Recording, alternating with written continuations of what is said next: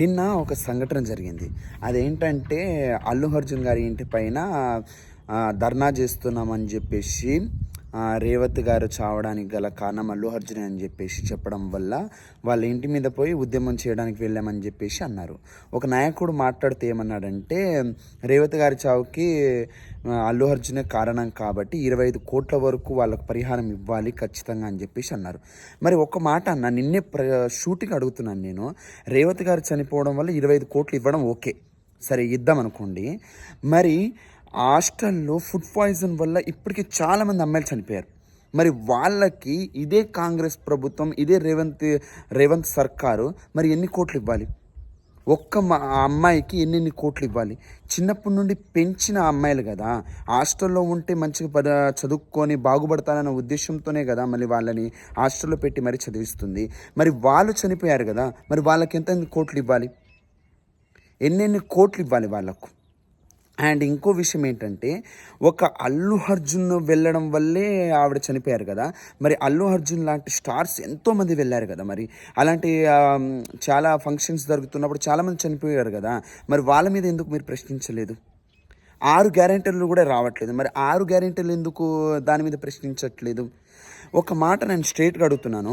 అల్లు అర్జున్ గారు జైలు నుండి రాగానే అందరు ప్రముఖులు వెళ్ళి అందరూ కలిసి అక్కడికి వెళ్తున్నారని చెప్పేసి చెప్తున్నారు కదా.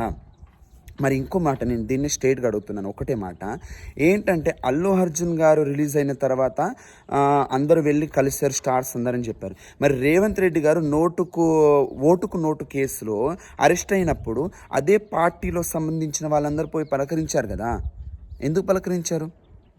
ఇంకో విషయం ఏంటంటే, పచ్చ కామర్లు ఉన్నవాడికి లోకమంతా ఎంత పచ్చగా కనిపిస్తుంది అంటారో అట్లాగే ఒక్కటే పాయింట్, అల్లు అర్జున్ వెళ్ళలేదని. మరి పుష్ప మూవీకి సంబంధించిన ఎంతమంది స్టార్స్ వెళ్ళారు ఆ విషయం మీకు తెలుసా? మైత్రి మూవీస్ కానీ, అల్లు అరవింద్ కానీ, జగపతి బాబు కానీ, ఇలా చాలామంది వెళ్ళారు. మరి అదెందుకు ఫోకస్ చేయట్లేదు? మనకు కావాల్సింది ఒక్కటి, ఎట్లయినా అల్లు అర్జున్ కానీ బ్లేమ్ చేయాలి. అది ఏ విధమైన కావచ్చు, అట్లా ఆయనని బ్లేమ్ చేయాలి. మీరు ఎంత బ్లేమ్ చేసినా కూడా దీనివల్ల మీకు ఒరిగేది ఏమీ లేదు. ఒక మాట, ఎంత ఒరిగినా కానీ రేవతి గారి కుటుంబానికి ఏమైనా బెనిఫిట్ అవ్వచ్చు, అది మేము చూసుకుంటామని మైత్రి మూవీస్ కానీ లేకపోతే అల్లు అర్జున్ వాళ్ళు కానీ ఇవందరూ చెప్పారు ఆల్రెడీ. దాన్ని మీరు పెద్దగా సాగదీయాల్సిన అవసరం కూడా లేదు. ఇంకో విషయం ఏంటంటే, మరి రేవతి గారి కుటుంబంలో రేవతి గారు వాళ్ళ కొడుకు హాస్పిటల్లో ఉన్నారని చెప్తున్నారు కదా, మరి అమ్మాయిలు చాలామంది చనిపోయారు కదా ఫుడ్ పాయిజన్ వల్ల హాస్టల్లో. మన పిల్లలు చనిపోయినప్పుడు దాని మీద ఎవరు స్పందించట్లేదు ఎందుకు అంటే, వాళ్ళు స్టార్స్ కారు కాబట్టి వాళ్ళకి సంబంధం లేదు.